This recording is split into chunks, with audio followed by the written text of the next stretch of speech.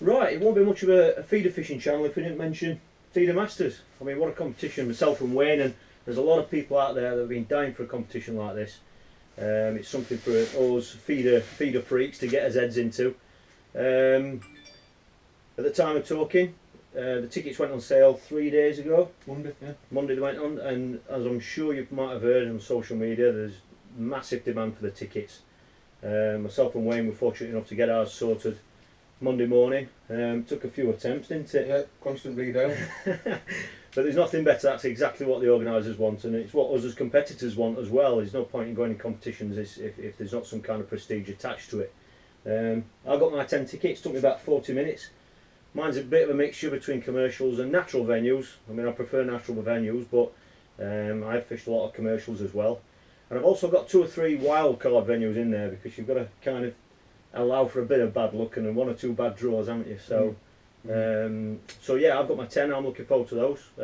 How many did you end up with? 7. The 7 I wanted to fish I got.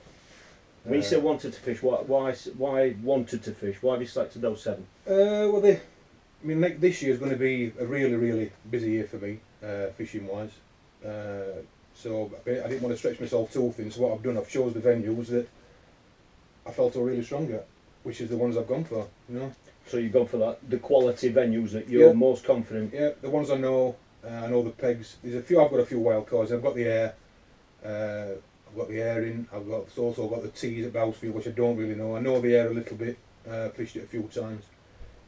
Yeah, so I've gone for the ones I feel strong enough to compete. Have you got any commercials, or are they all naturals? No commercials. All naturals. Excellent. I mean, Wayne's like myself, and like a hell of a lot of you guys out there, that we work full time, Monday to Friday. We've got families. You've got to juggle all these things around. You know, we're not working in angling full time, so your time off's precious. And you've obviously, when you say wild cards, then what you got? Probably 2 wild card venues. Yeah, I've got the tees. It's bream fishing, yeah, but it's a river. It's a river I've never fished. I've also got the River Aire, which is a very deep river in places. Not so much a feeder venue, but it might change. It might change with feeder fishing. You know, right? You know, it's always struck me as a float river, but it might be everybody fishing a feeder end up a feeder end up a feeder river. If you had a favourite venue, if you only had to fish one qualifier, what venue would you select from your tickets? Tidal Trent. Of course. Love it. Nothing like the Tidal Trent. And what do you reckon to that actual qualifier? Do you think that's, what kind of time of year is that? What month is that one? Do you know what month that one is? No, I don't actually. No, it's in the middle of the year though, isn't it? Yeah, I mean, what sort of fishing is that likely to be on feeder? It's liable to be. The Tidal Trent's always the same. It starts off bad. Historically, it's always bad, and then it gets better and better and better as the fish come onto the feed. It all depends on the tide they've got. So you've not looked at that yet? No, I don't even know the tides yet. You can't go that far. I can't go that far in front. The Lincoln lads will be able to see because they'll have the chart already. They were forecasting. It should be, if it's a feeder match, it should be on a good tide. I can't see it not being. Which is what we want. Yeah. We want the Tidal Trent always fishes on a good tide. On a big tide, 7.5 metre tide is a good one usually. Well, I've certainly fished against Wayne on the Tidal Trent, and I know that you guys will have. And yeah, you won't bet against him anyway. Put it that way. So on the right peg. Of course, it's going to be down to the draw. The 20 peg zones that we're looking at winning in order to qualify for the final. And as I'm sure you can imagine, 20 pegs on certain venues may not seem so much of a big distance.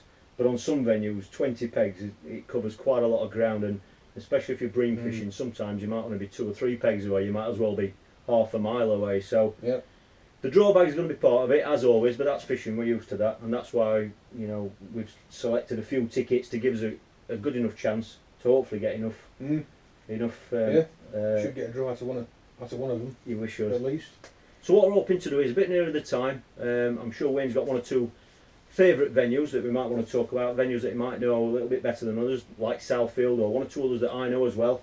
And what we'll do is we'll probably talk about them a bit nearer the time, and just might help 1 or 2 of you lads out that have never been there before, and you never know, you might just pick up 1 or 2 bits about mixers and ground baits and stuff.